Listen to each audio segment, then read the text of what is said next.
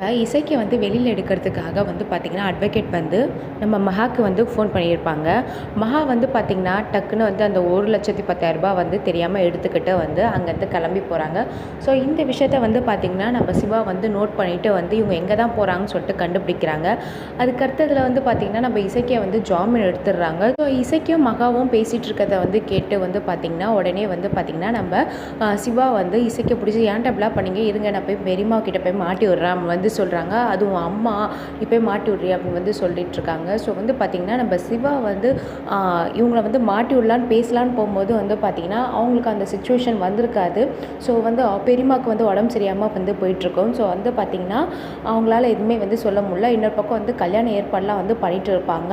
இது நடுவில் வந்து பார்த்திங்கன்னா, நம்ம சிவா வந்து எப்படின்னா இந்த விஷயத்த வந்து சொல்லணும்னு வந்து துடிச்சிட்ருக்காங்க. இன்னொரு பக்கம் வந்து இந்த கல்யாண ஏற்பாடெலாம் பண்ணிகிட்டு இருக்கும்போது சிந்து வந்து இதெல்லாம் பார்த்து ரொம்ப வந்து ஃபீல் பண்ணிட்டுருக்காங்க.